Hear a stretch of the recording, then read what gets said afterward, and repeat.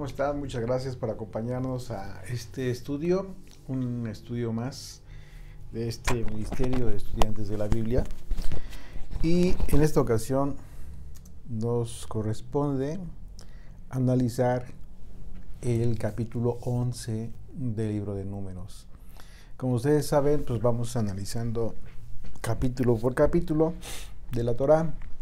Y en esta ocasión nos corresponde este interesante capítulo en donde una vez más comenzamos a ver cómo es que la actitud natural del hombre en ocasiones tiende hacia la ingratitud. Y en esta ocasión pues el pueblo una vez más se queja.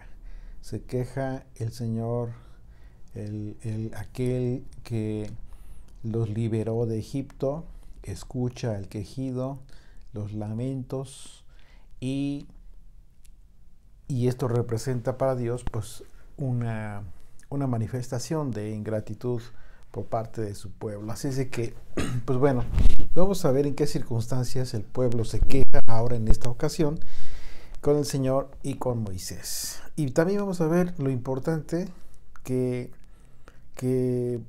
resulta la respuesta de Moisés, porque llega un punto en este trayecto, en esta encomienda que recibió Moisés, pues en que él mismo habla con el Señor y expone también su queja. Entonces ya el Señor ya no solamente recibe la queja por parte del pueblo, sino también la queja de su enviado, de Moisés. Así es de que, pues imagínense, esto es algo que, por supuesto, el Señor considera y da una respuesta favorable para Moisés y, entre comillas, para el pueblo. Vamos a ver por qué, entre comillas, para el pueblo, porque vamos a darnos cuenta también, vamos a aprender un principio bien importante que hemos comentado en otras ocasiones. Muchas veces el beneficio que recibimos en términos materiales no necesariamente siempre constituye o representa una bendición. En ocasiones es lo que nosotros anhelamos, lo que queremos en nuestro corazón, pero no necesariamente es lo mejor para nosotros. Y vamos a darnos cuenta en qué circunstancias en esta ocasión el Señor responde a la queja del pueblo y cómo es que el Señor se manifiesta. Así es que por favor acompáñenme ahí al capítulo 11 del libro de Números. Este estudio lo titulamos Gratitud en toda circunstancia. Y vamos a ver por qué razón es que nosotros debemos considerar tener gratitud en toda circunstancia delante de Dios. Dice de ahí desde el versículo 1, aconteció que el pueblo se quejó a oídos del Señor y lo oyó el Señor. Y ardió su ira y se encendió en ellos fuego del Señor y consumió uno de los extremos del campamento. Impresionante, una de las manifestaciones más impresionantes que en un momento dado se dieron en la antigüedad es este fuego consumidor de Dios. Porque Él se manifestaba de esta forma tanto en su ira, en momentos de su ira, para manifestar su enojo, su reproche, como en este caso se manifestó quemando una porción del campamento por causa de esta queja del pueblo. Y esa queja pues era manifestación de ingratitud de parte del pueblo para con Dios, porque sabemos que en todo y por todo ellos dependían ahí en el desierto del Señor. Él era el que sustentaba a Israel y lo había manifestado de muchas formas poderosas, de formas milagrosas. Así es que no había excusa para que pues no fueran conscientes de que se estaban en un momento dado para que se estuvieran quejando en contra de Dios, porque realmente era lo que estaban haciendo. Ellos estaban quejando en contra de las circunstancias en las que Dios los estaba sosteniendo. Imagínate, ¿no? Qué terrible. Hebreos capítulo 12, verso 28 dice: así que recibiendo nosotros un reino inconmovible, tengamos gratitud y mediante ella sirvamos a Dios agradándole con temor y reverencia, porque nuestro Dios es fuego consumidor. Y aquí está la advertencia del autor de la carta a los Hebreos: Dios es fuego consumidor. ¿Y en qué contexto se dice esto? Bueno, en el contexto precisamente de la gratitud que el pueblo debe tener por recibir lo que estamos recibiendo de parte del Señor. El autor de la carta a los Hebreos habla de este reino que nosotros hemos recibido por causa del sacrificio de Jesucristo. Y en este caso, en caso de Números, pues es obvio que ellos, el pueblo israelita, había recibido la libertad, nada más y nada menos. Que en reiteradas ocasiones hemos analizado que esta libertad que recibieron es una analogía representativa precisamente de lo que vino a hacer Yeshua. ¿En qué sentido? Pues de liberarnos, de darnos un perdón a todos aquellos que vengamos a la cruz y que creamos en Él. A partir de entonces, a partir de Yeshua, nosotros hemos recibido lo que Él prometió cuando dijo: arrepentíos porque el reino de los cielos se ha acercado. Es en ese contexto en que el autor de la carta a los Hebreos escribe esta advertencia acerca de Dios, que es fuego consumidor, por cuanto que hemos recibido un reino. Y lo que recibieron en aquel entonces los israelitas fue libertad. Libertad precisamente de aquella esclavitud. Y lo más sorprendente es que vamos a darnos cuenta que de repente ya estaban hablando cosas que quizás no tenían sentido o contradictorias. Y en otras ocasiones, la manifestación de Dios a través del fuego consumidor era para dar testimonio del poder divino frente a la adoración que la gente tenía a falsos dioses, incluso en ocasiones del propio pueblo de Israel. Primera de Reyes, capítulo 18. Acompáñenme sus Biblias ahí, por favor. Vamos a leer esta porción de la Escritura, muy interesante, y vamos a darnos cuenta cómo es que en otras ocasiones el fuego consumidor del Señor se manifestaba, pero en otro sentido. Dice Primera de Reyes, capítulo 18, verso 30. Entonces dijo Elías a todo el pueblo: acercaos a mí. Y todo el pueblo se le acercó, y él arregló el altar del Señor, que estaba arruinado, y tomando Elías 12 piedras conforme al número de las tribus de los hijos de Jacob, al cual había sido dada palabra del Señor, diciendo: Israel será tu nombre, edificó con las piedras un altar en el nombre del Señor. Después hizo una zanja alrededor del altar, en que cupieran 2 medidas de grano. Preparó luego la leña y cortó el buey en pedazos y lo puso sobre la leña. Y dijo: llenad vuestros cántaros de agua y derramadla sobre el holocausto y sobre la leña. Y dijo: hacedlo otra vez. Y otra vez lo hicieron. Dijo aún: hacerlo la tercera vez. Y lo hicieron la tercera vez. De manera que el agua corría alrededor del altar, también se había llenado de agua la zanja.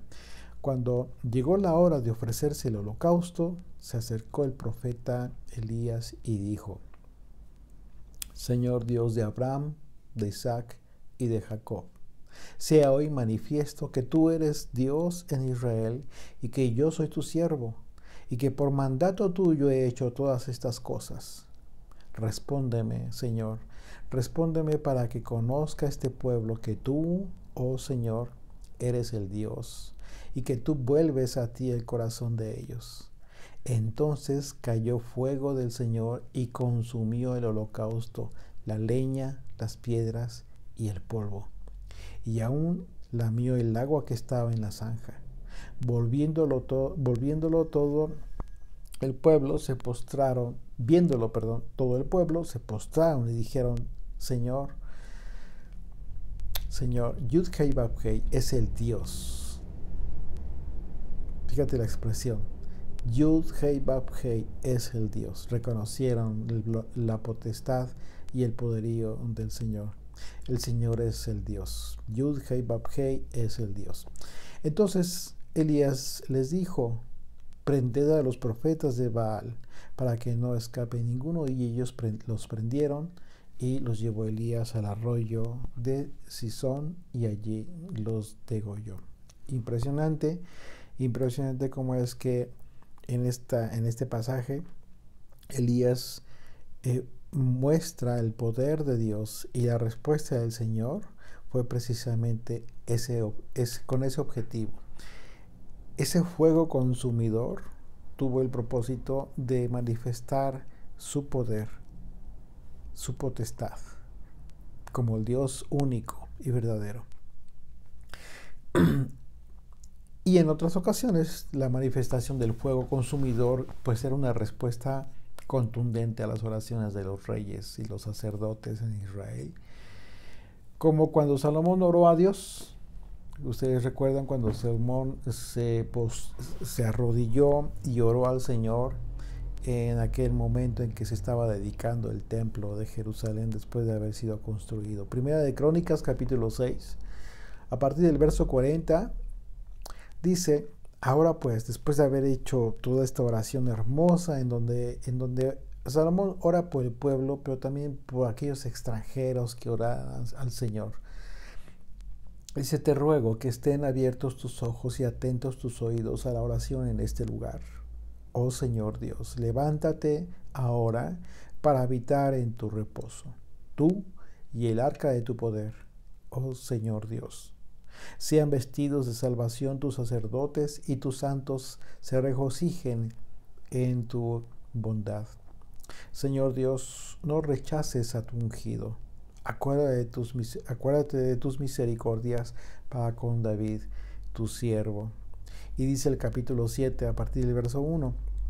Cuando Salomón acabó de orar, descendió fuego de los cielos y consumió el holocausto y las víctimas. Y la gloria del Señor llenó la casa. Y no podían entrar los sacerdotes en la casa del Señor, porque la gloria del Señor había llenado la casa del Señor.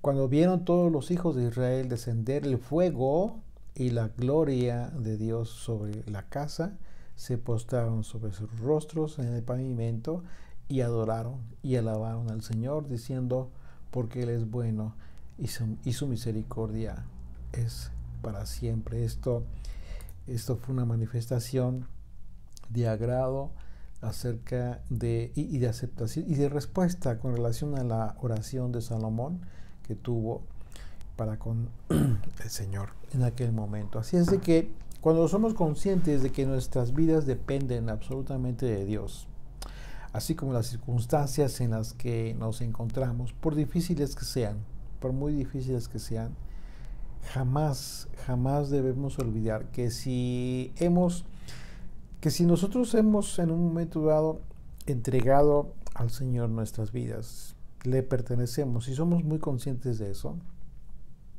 entonces todo cuanto vivamos a partir de ese momento debemos tomarlo para bien. Y en ocasiones es difícil considerarlo, pero quizás en el momento no seas consciente de la razón por la cual tengas que tomarlo para bien. Pero va a llegar el momento en que quizás lo comprendas. Job, por ejemplo, habiendo vivido él circunstancias muy difíciles, a pesar de que él no sabía que Dios le había permitido a Satanás zarandearlo en ese momento, pues él reconoció que no solo debemos recibir lo bueno de parte de Dios, sino también la adversidad, sabiendo de antemano que la voluntad de Dios en nuestras vidas siempre tiene un propósito divino, siempre. Job capítulo 2, a partir del verso 7, dice: entonces salió Satanás de la presencia del Señor e hirió a Job con una sarna maligna desde la planta del pie hasta la coronilla de la cabeza. ¿Y esto por qué? Porque el Señor se lo permitió a Satanás. Pero el propósito de Dios era probarle a Satanás la fidelidad de Job. Verso 8 dice, y tomaba Job un tiesto para rascarse con él, y estaba sentado en medio de ceniza. Entonces le dijo a su mujer, ¿aún retienes tu integridad? Fíjate la expresión de su esposa. Dice, ¿aún retienes tu integridad? Maldice a Dios y muérete. Y él le dijo, ¿cómo suele hablar cualquiera de las mujeres fatuas? Has hablado. Le está diciendo a su mujer, estás hablando como cualquier mujer que no conoce a Dios. Dice, ¿qué? ¿Recibiremos de Dios el bien y el mal no lo recibiremos? En todo esto no pecó Job con sus labios. Así es de que el consejo que nosotros recibimos es vivir en gratitud a Dios, sin importar que las circunstancias en que nos encontremos sean totalmente adversas en un momento dado de nuestra vida. Siempre consideremos eso. Hay ocasiones difíciles en que el Señor permite que sea tocada la salud propia o la de nuestras familias. En ocasiones la pérdida de un familiar, en ocasiones la pérdida del trabajo, necesidad económica. Hay circunstancias muy, muy difíciles que podemos vivir. Pero no olvidemos jamás que todo lo permite el Señor con un propósito divino. Hay que considerar eso y entonces meditar en ello. Y entonces el Señor nos va a permitir entender qué es lo que quiere que nosotros aprendamos, vivamos, cómo es que si es una adversidad, de qué manera quiere que nosotros nos fortalezcamos en fe. Y bueno, continuamos en el verso 2 de Números 11. Dice, entonces el pueblo clamó a Moisés, y Moisés oró al Señor, y el fuego se extinguió. Y llamó a aquel lugar Tabera, porque el fuego del Señor se encendió en ellos. La palabra Tabera, o Tabera en el hebreo, es de origen hebreo y significa ardiente. Si observamos aquí el texto, fue hasta que Moisés oró cuando se extinguió el fuego, y no por el clamor del pueblo. Esto nos prueba que Dios escucha la oración y el clamor de los santos, de los justos, pero no la oración y el clamor de los rebeldes. Lo que no significa en un momento dado, y hay que atender a esta diferencia, porque esto no significa que Dios no escuche al pecador, pero al pecador arrepentido. ¿Sí? Y esto es una circunstancia diferente, porque la propia Escritura nos dice que la oración la oración, los sacrificios, lo que cualquiera impío haga supuestamente para Dios, Dios lo abomina, no lo recibe. Dice Proverbios capítulo 5, verso 8. El sacrificio de los impíos es abominación al Señor, mas la oración de los rectos es su gozo. Así es de que por esa razón vemos que a pesar de que se estaba quemando el campamento, una parte del campamento, el pueblo clamó, ¿sí? El pueblo clamó. Y clamó a Moisés pidiéndole intercesión. Entonces Moisés oró al Señor. Es en ese orden como el pueblo era consciente de que solamente a través del intercesor era que Dios escucharía. Y bueno, sabemos que a quien representa, hablando en un sentido alegórico, profético, a quien representa Moisés como profeta, a otro profeta que vendría a interceder por el pueblo, Yeshua. Y dice el verso 4, y la gente extranjera que se mezcló con ellos tuvo un vivo deseo. Fíjate, ¿quién tuvo este vivo deseo?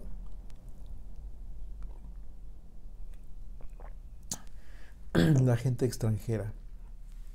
Y los hijos de Israel también volvieron a llorar y dijeron: ¿quién nos diera a comer carne? Aquí ya estaban llorando los hijos de Israel, quejándose por comer carne, porque extrañaban la carne. Dice la nueva versión, la nueva traducción viviente, dice así, en este versículo 4. Entonces la gentuza extranjera que viajaba con los israelitas comenzó a tener fuertes antojos por las cosas buenas de Egipto. Y el pueblo de Israel también comenzó a quejarse. Oh, si tuviéramos un poco de carne, exclamaron. Uno de los beneficios de observar los mandamientos es que cuando tú comienzas a vivir, a alinear tu vida bajo el gobierno de Dios, que es procurando en tu vida cumplir los mandamientos, que tu vida sea regida por los mandamientos del Señor, comienzas a tener una capacidad para adquirir dominio propio respecto a todos tus impulsos y respecto a tus gustos, lo que se te antoja, etcétera. Algo que difícilmente tiene una persona que normalmente se rige por su instinto natural. Sobre todo en el tema de la alimentación, ¿no? Es un tema muy socorrido en la Escritura. Y las consecuencias de este vivo deseo de estos extranjeros, y que lo podemos entender como un antojo de estos extranjeros, el pueblo de Israel nuevamente es que se quejó queriendo comer carne. Dice el verso 5, nos acordamos del pescado que comíamos en Egipto de balde, de los pepinos, de los melones, de los puerros, las cebollas y los ajos. Bueno, aquí están hablando de las cosas buenas, cosas que en un momento dado ellos podían comer en Egipto, pero dice de balde. Y esta expresión de los israelitas resulta contradictoria porque recordemos que llegaron al punto de clamar por salvación y la libertad del yugo de esclavitud en la que se encontraban allí en Egipto. Así es que en realidad, pues no era de balde. Lo que comían, pues si es que comían todo eso, no era de balde, sino que en realidad pagaban con creces lo que comían. Recordemos que llegó un momento en que ellos gimieron por causa de la servidumbre, y fue cuando Dios los escuchó. Así es de que por eso resulta un tanto contradictoria esta expresión que decían que de balde, ¿no? Comían todo esto. Verso 6, y ahora nuestra alma se seca, pues nada sino este maná ve en nuestros ojos. Y era el maná como semilla de culantro y su color como color de bedelio. El pueblo se esparcía y lo recogía y lo molía en molinos y lo mojaba en morteros y lo cocía en caldera o hacía de él tortas. Su sabor era como sabor de aceite nuevo, y cuando descendía el rocío sobre el campamento de noche, el maná descendía sobre él. Y bueno, recordemos que todo esto lo analizamos en el capítulo 16 del libro de Éxodo. Todas estas implicaciones del maná, así como su representación, lo que representa simbólicamente hablando, y en un sentido alegórico, profético, con relación a Yeshua, como el pan que vino del cielo. Algo que el mismo Yeshua en su momento menciona en sus enseñanzas. Por ello, la manera en que los israelitas despreciaron en un momento dado el maná tuvo repercusiones impresionantes en el pueblo, porque despreciaban lo único que era la vida para ellos en el desierto. Imagínate. Así es de que bueno, en su momento estudiamos todo esto impresionante y maravilloso que siempre nos conectan con el único que nos da vida hoy en día en este desierto del mundo. Dice el verso 10, Y oyó Moisés al pueblo que lloraba por sus familias, cada uno a la puerta de su tienda. Y la ira del Señor se encendió en gran manera, y también le pareció mal a Moisés. Le pareció mal a Moisés esta situación. Él oró, Moisés oró al Señor en su momento por el pueblo que estaba consumiendo el campamento, pero este lamento del pueblo le pareció mal a Moisés, y era lógico porque se estaban quejando a pesar de que el Señor los estaba sosteniendo. Es claro que la ingratitud en un momento dado puede estar disfrazada, si te das cuenta, de un aparente sufrimiento con quejidos y lágrimas, como lo estaban expresando los israelitas. Igual que hoy en día. Hoy en día las personas podrían estar en la misma condición sin darse cuenta. Así que este es un aspecto que debemos considerar cuando manifestamos sufrimiento por alguna circunstancia. ¿Cómo es tu sufrimiento? Dios entiende nuestra circunstancia en la carne, sufrimos, podemos quejarnos en un momento dado, pero es muy, muy importante el sentido en que lo hacemos. Porque en una misma circunstancia una persona puede quejarse, más bien puede expresar sufrimiento, pero al final reconocer y conformarse con que la voluntad de Dios se hará en su vida o en esa circunstancia en específico. Pero en esa misma circunstancia, esa misma persona puede quejarse, lamentarse, ¿sí? Pero no reconocer que la circunstancia por la que está viviendo es permitida por el Señor. Y eso hace una gran diferencia entre unas personas y otras. ¿Por qué? Porque el Señor siempre va a recibir tu expresión. ¿Qué tipo de expresión es? ¿De ingratitud? ¿O una expresión de conformarse con la voluntad que Él tiene sobre tu vida? ¿Qué es lo que le agrada a Dios? Entonces esto es una gran diferencia. Y dice el verso 11: y dijo Moisés al Señor: ¿por qué me has hecho mal? ¿Por qué has hecho mal a tu siervo? Y aquí viene la queja de Moisés. Aquí viene su lamento por esta circunstancia, porque el pueblo recurría a Moisés, quejándose, lamentándose de toda esa circunstancia. Dice, y dijo Moisés al Señor: ¿por qué has hecho mal a tu siervo? ¿Y por qué no he hallado gracia en tus ojos, que has puesto la carga de todo este pueblo sobre mí? Concebí yo a todo este pueblo, lo engendré yo para que me digas: llévalo en tu seno, como lleva la cría al que mama a la tierra de la cual juraste a tus padres. ¿De dónde conseguiré yo carne para dar a todo este pueblo? Porque lloran a mí diciendo: danos carne que comamos. ¿Se dan cuenta? Acudían a Moisés. Hoy, ¿a quién acudes? Hoy ya no está Moisés, hoy acudes a Yeshua, porque tú sabes de antemano que Él es el intercesor para con nuestro Padre. Así es de que, ¿en qué actitud acudes a Él? ¿Quejándote o simple y sencillamente para recibir consuelo? Son circunstancias totalmente distintas. Así es de que Moisés ora al Señor, y la expresión de este sentir de Moisés, como cualquier humano, pues él lo expresa así, y por causa de esta carga que él sintió, que era una carga muy pesada, ¿sí?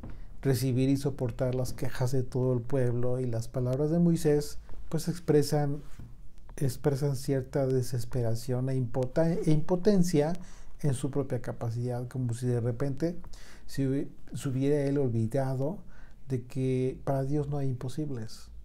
Después de todos los milagros y manifestaciones de poder que el propio Moisés había presenciado, y que él había sido este vínculo para todas estas manifestaciones, aún así Moisés estaba ya en esta circunstancia, en este ánimo. Dice el verso 14, no puedo yo solo soportar a todo este pueblo, que me es pesado en demasía. Y si así lo haces tú conmigo, yo te ruego que me des muerte. Si he hallado gracia en tus ojos y que yo no vea mi mal. ¿A qué grado ya Moisés estaba cansado de esta circunstancia? Y bueno, si lo consideramos, en realidad Moisés jamás estuvo solo soportando al pueblo. Siempre estuvo el Señor respaldándolo.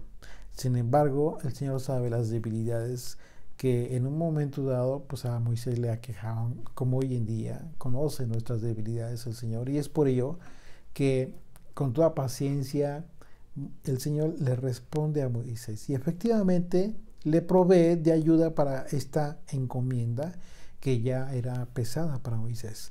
Dice el verso 16, entonces el Señor dijo a Moisés, reúneme 70 varones de los ancianos de Israel, que tú sabes que son ancianos del pueblo, y sus principales, y tráelos a la puerta del tabernáculo de reunión, y esperen allí contigo, y yo descenderé y hablaré allí contigo, y tomaré del Espíritu que está en ti. Vamos a poner atención aquí en esa expresión. Dice, y tomaré del Espíritu que está en ti, y pondré en ellos. Y llevarán contigo la carga del pueblo, y no la llevarás tú solo. Fíjate, hay quienes dicen que Dios tomó del espíritu de Moisés para darle a estos 70. Sin embargo, esto no es así. Leamos con atención. Es importante aclarar que el Señor no dijo que tomaría del espíritu de Moisés para ponerlo sobre aquellos hombres, sino que dijo que tomaría del espíritu que estaba sobre Moisés para ponerlo sobre aquellos varones. Y para confirmar esto vamos a hacer lo que en otras ocasiones hacemos como estudiantes. Vamos a revisar otras versiones de este pasaje. Por ejemplo, la Nueva Traducción Viviente, Números 11:17 dice, yo descenderé y allí hablaré contigo, tomaré del espíritu que está sobre ti. No dice, no tomaré de tu espíritu, sino dice, tomaré del espíritu que está sobre ti y lo pondré sobre ellos también. Llevarán la carga del pueblo junto contigo, y de esta manera no tendrás que soportarla tú solo. La Nueva Versión Internacional dice, yo descenderé para hablar contigo y compartiré con ellos el espíritu que está sobre ti, una vez más, para que te ayuden a llevar la carga que significa este pueblo. Así no tendrás que llevarla tú solo. Otra traducción dice, yo bajaré entonces y te hablaré, pondré en los ancianos una parte del espíritu que está en ti, para que te ayuden a dirigir al pueblo. Así no tendrás que hacerlo todo. Así es de que, bueno, si ya entendimos que Dios dijo que tomaría del espíritu que obraba en Moisés de forma sobrenatural para ponerlo también sobre aquellos hombres, esto significa que estamos ante la manifestación del Espíritu Santo, el Espíritu de la Santidad, el Espíritu que se manifestó allá en Pentecostés después de la muerte de Yeshua, y en donde los discípulos, recordarán ustedes, hablaron en lenguas las maravillas del Señor. Vamos a recordar esto en Hechos capítulo 2, a partir del verso 1. Dice, cuando llegó el día de Pentecostés, estaban todos unánimes juntos Y de repente vino del cielo un estruendo como un viento recio que soplaba, el cual llenó toda la casa donde estaban sentados, y se les aparecieron lenguas repartidas como de fuego, asentándose sobre cada uno de ellos, y fueron todos llenos del Espíritu Santo, y comenzaron a hablar en otras lenguas, según el Espíritu les daba que hablasen. Es decir, estas lenguas de las que se habla es el Espíritu que estaba sobre ellos, que les hizo hablar de forma sobrenatural en lenguas extranjeras las maravillas del Señor. Así es de que si alguna vez te dijeron que la manifestación del Espíritu Santo no se dio en el Antiguo Testamento, pues bueno, aquí vemos que en realidad sí fue puesto sobre aquellos varones que harían exactamente lo mismo que hicieron los discípulos allá en Jerusalén. Profetizaron.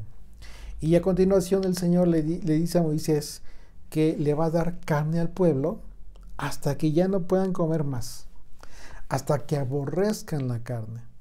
Y eso por haber menospreciado a Dios diciendo que les iba mejor en Egipto, lo cual era totalmente mentira. Dice el verso 11, regresamos allá a Números 11, verso 18. Dice, pero al pueblo dirás, santificaos para mañana y comeréis carne, porque habéis llorado en oídos del Señor diciendo, ¿quién os diera de comer carne? Ciertamente, mejor nos iba en Egipto. El Señor, pues, os dará carne y comeréis. No comeréis un día, ni 2 días, ni 5 días, ni 10 días, ni 20 días, sino hasta un mes entero, hasta que os salga por las narices, y la aborrezcáis. Terrible, imagínate, por cuanto menospreciasteis al Señor que está en medio de vosotros, y llorasteis delante de Él, diciendo, ¿para qué salimos acá de Egipto? Estaban ya reprochando la libertad que habían recibido. ¿A qué grado de ingratitud podemos llegar? ¿A qué grado de ingratitud podemos llegar incluso sin hacer conciencia de lo que estamos hablando, diciendo, haciendo? Por supuesto que el menosprecio del pueblo pues es algo que a Dios no le agrada, pero además en este reclamo, de acuerdo a las palabras de Moisés, como les dice al pueblo, podemos ver nosotros el dolor por causa de la ingratitud, un dejo de dolor en el corazón del Señor, por la ingratitud de su pueblo.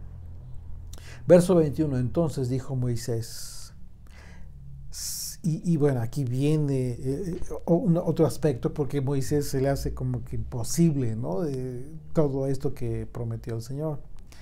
Entonces dijo Moisés, 600,000 de a pie es el pueblo en medio del cual yo estoy.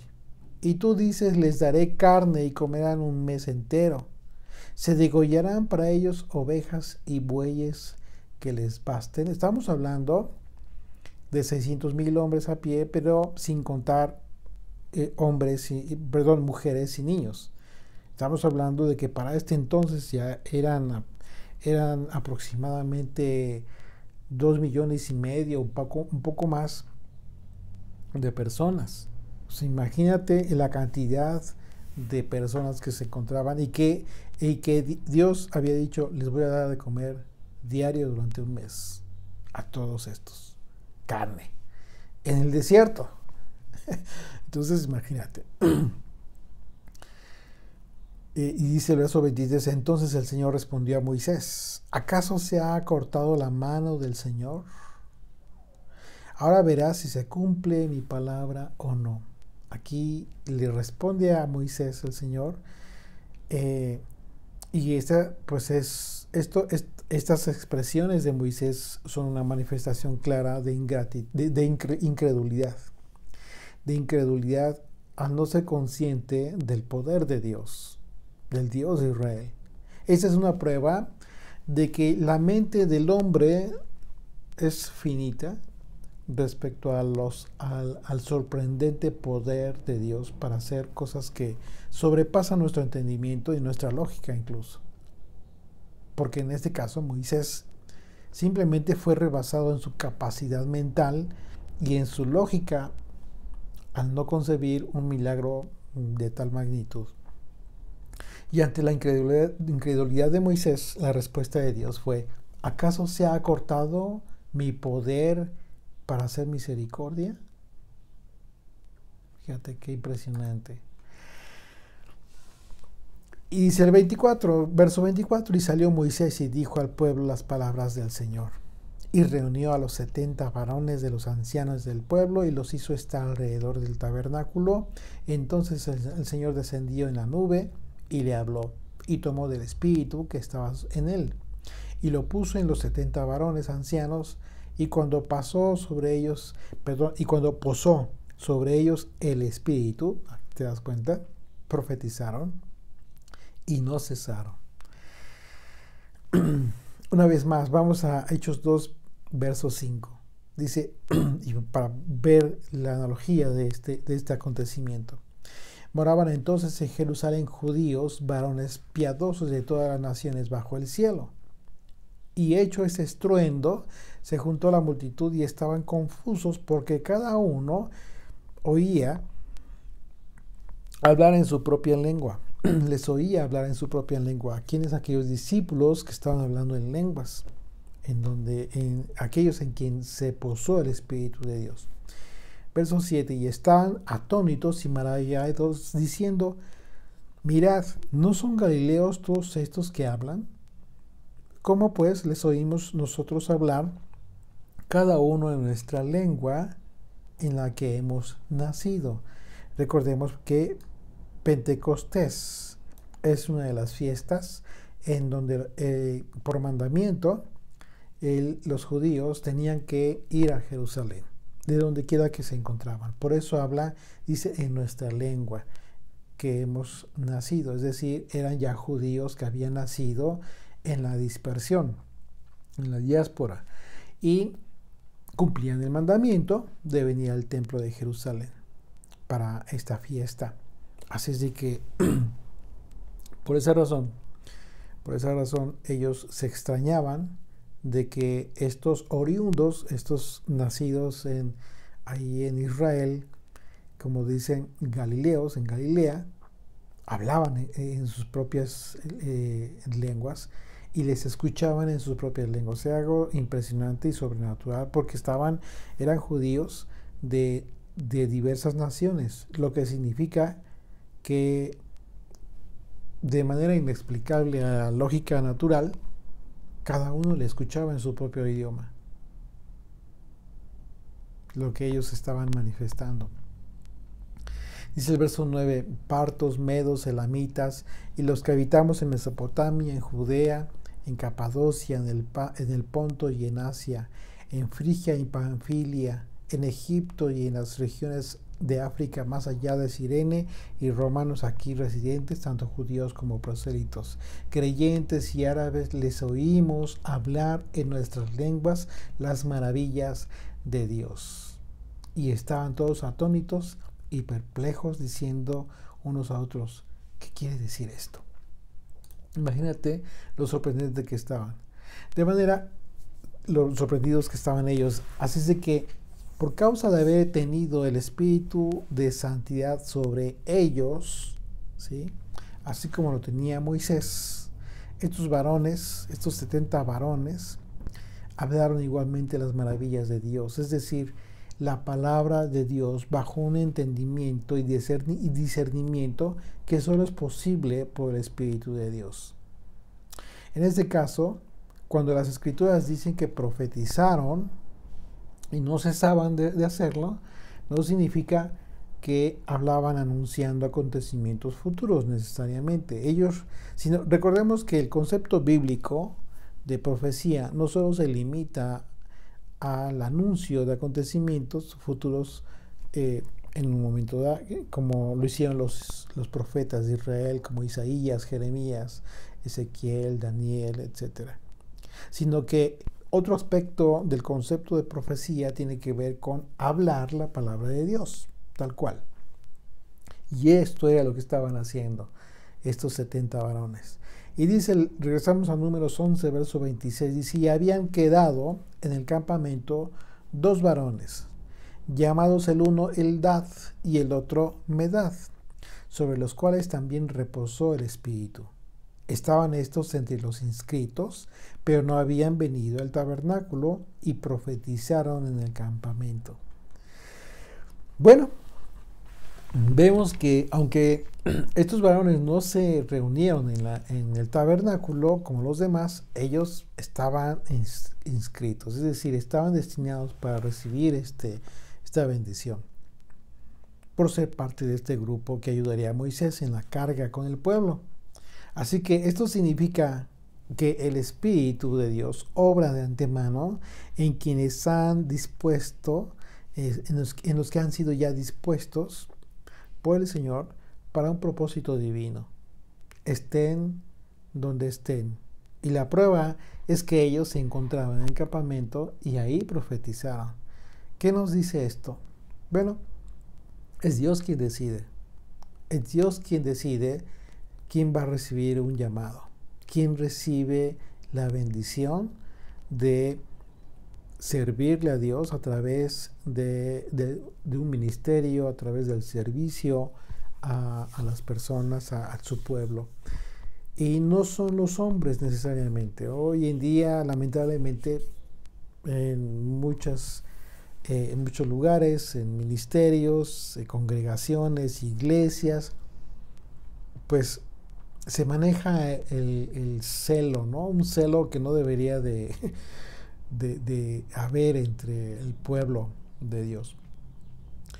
Enfermizo, totalmente distorsionado de lo que debería ser, porque hay quienes consideran que solo determinadas personas son las que deberían de enseñar, de hablar la palabra, etc. Y eso es un error. Eso va totalmente en contra del diseño de Dios, y aquí lo estamos viendo. Y vamos a ver ahorita lo que sucede con un joven y que fue a avisar de esto que estaba sucediendo en el campamento con estos 2 que estaban profetizando, porque fue como que acusarlos, ¿no? Y de repente la respuesta ahí de Josué, el que le ayudaba en todo a Moisés, fue como de un celo que tuvo que haber corregido a Moisés en ese momento. Y es un principio importante que debemos aprender todos. O sea, jamás tengas esa actitud de correr y decirle a tu líder, a tu pastor, o no sé, de quien estés en un momento dado recibiendo enseñanza: oye, fulano de tal está enseñando esto, está hablando de esta manera, es como acusando. Ten cuidado de hacer esto, porque cuando lo haces, lo único que estás expresando es un celo enfermizo, totalmente equivocado. Y vamos a ver cómo es que Moisés corrige esta actitud. Dice el verso 27, y corrió un joven y dio aviso a Moisés y dijo: Eldad y Medad profetizan en el campamento. Entonces respondió Josué, hijo de Nun, ayudante de Moisés, uno de sus jóvenes, y dijo: Señor mío Moisés, impídelos. O sea, no dejas que profeticen. Y Moisés le respondió: ¿tienes tus celos por mí? Ojalá todo el pueblo del Señor fuese profeta, y que el Señor pusiera su espíritu sobre ellos también. O sea, claro, es lo que anhelamos, que todo mundo reciba la bendición de un entendimiento apto para comprender las Escrituras, para conocer al Señor. Aquí confirmamos que el propio Moisés dice claramente que quisiera que Dios pusiera su espíritu sobre ellos. Y aquí estamos confirmando cómo es que cuando se dice que estos 70 recibieron del espíritu de Moisés, pues es un error. No. Recordemos que Moisés era un instrumento. Si recordamos nosotros cuando Yeshua habló acerca de la blasfemia en contra del Espíritu de Dios, era porque el Espíritu de Dios estaba sobre Yeshua. Y lo que hablaban los judíos cuando se mofaban, cuando decían que a las cosas que hacía Yeshua las hacía por Belzebú, por Satanás, lo que estaban haciendo esos judíos realmente era blasfemar el nombre del Señor. ¿Por qué? Porque lo que hacía Yeshua era por el Espíritu de Dios que estaba sobre él. Así es que es un error totalmente fuera de contexto cuando se dice que era el espíritu de Moisés sobre estos. No era el espíritu de Moisés. Era el espíritu de Dios que estaba sobre Moisés y que de este mismo espíritu pondría Dios sobre estos 70. Una vez más, vamos a ver lo que el propio Moisés expresó. Dice el verso 29. Y Moisés respondió: ¿tienes tus celos por mí? Ojalá todo el pueblo del Señor fuese profeta y que el Señor pusiera su espíritu sobre ellos. ¿Ya te diste cuenta? Así es de que no era el espíritu de Moisés, era el espíritu de Dios, el espíritu de santidad, el Espíritu Santo. Aquí aprendemos un principio importantísimo. Jamás debemos considerar que solo nosotros tenemos la verdad y toda la revelación de Dios. Eso es un error y por el contrario, siempre debemos anhelar que muchos más reciban la bendición del conocimiento de Dios que el Señor da a los suyos. Un conocimiento que no de ninguna manera es exclusivo de unos cuantos, sino que Dios se lo da a quien le place. Esto debemos entenderlo y nos debe de quedar muy claro. Dice el verso 30, continuamos, dice: y Moisés volvió al campamento y él y los ancianos de Israel. Y vino un viento del Señor y trajo codornices del mar y las dejó sobre el campamento un día de camino a un lado y un día de camino al otro, alrededor del campamento, y casi 2 codos sobre la faz de la tierra. ¿Te estás dando cuenta de la dimensión de carne que trajo el Señor? Impresionante. Verso 32. Entonces el pueblo estuvo levantando todo aquel día y toda la noche y todo el día siguiente, y recogieron codornices. El que menos recogió 10 montones, y las tendieron para sí a lo largo alrededor del campamento. Aún estaba la carne entre los dientes de ellos antes que fuese masticada, cuando la ira del Señor se encendió en el pueblo, e hirió el Señor al pueblo con una plaga muy grande. Y llamó el nombre de aquel lugar Kibrot Hatabá, que esto significa tumba de los codiciosos, por cuanto allí sepultaron al pueblo codicioso. De Kibrot Hatabá partió el pueblo a Hazerot y se quedó en Hazerot. Bueno, muchas veces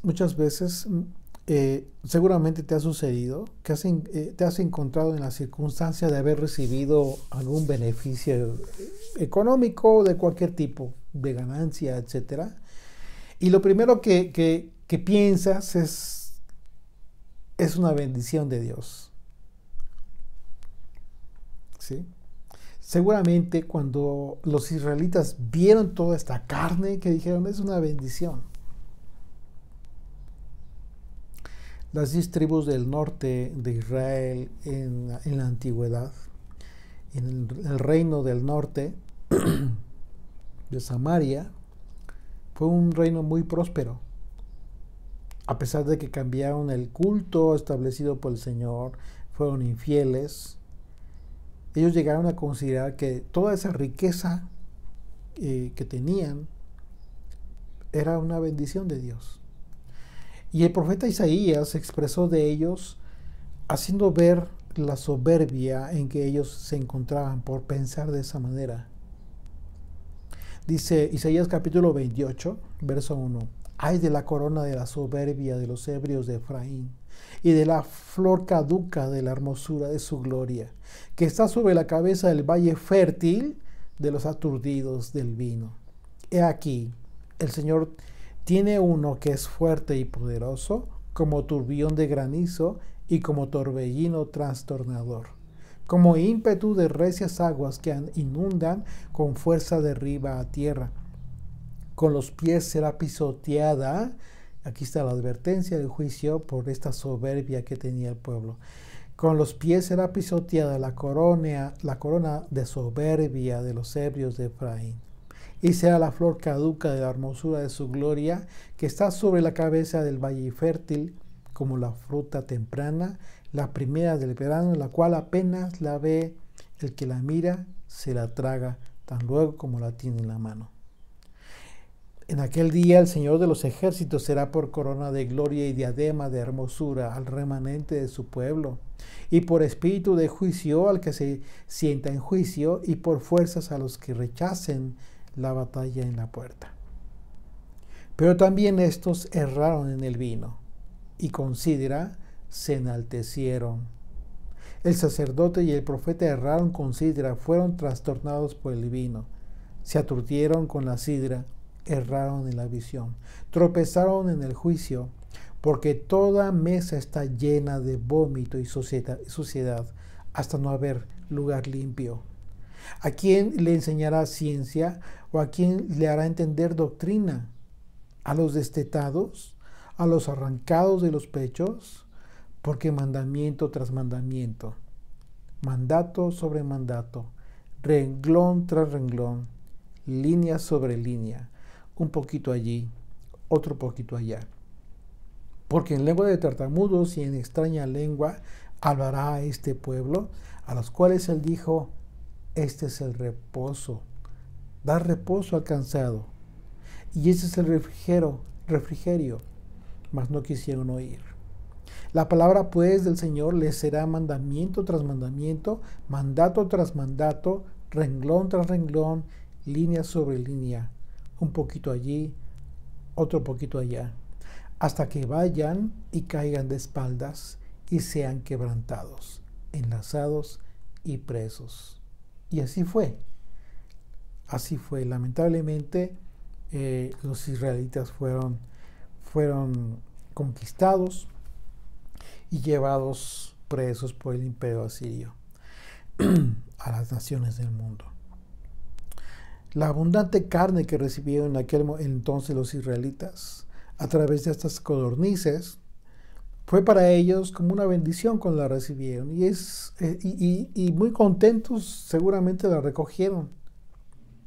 Pero en poco tiempo comenzaron a morir muchos a través de aquella plaga que Dios mandó.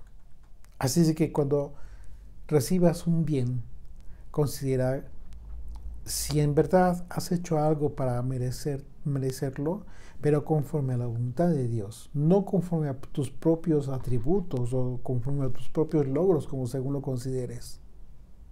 Porque de lo contrario, lo que tú piensas que puede ser una bendición, en realidad puede ser un juicio del Señor. Que en nuestras vidas entonces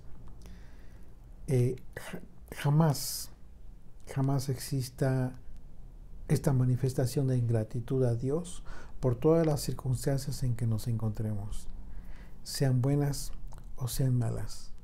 Porque recordemos, no solo debemos recibir el bien de parte del Señor, sino también la adversidad. Amén. Bendito Rey, gracias por este tiempo y esta oportunidad que nos das de reflexionar en tu palabra. Señor, gracias por esta enseñanza. Te rogamos que se quede en nuestro espíritu, en nuestra mente, en nuestro espíritu, en nuestro corazón, Señor, para tener siempre gratitud en nuestros corazones por todo lo que tú nos das, Señor, pero también por lo que no nos das, incluso por la adversidad, por los momentos difíciles, Señor, porque a través de ellos nos haces madurar, nos haces crecer y fortaleces nuestra fe, Señor. Gracias, bendito Rey. En tu nombre oramos. Amén.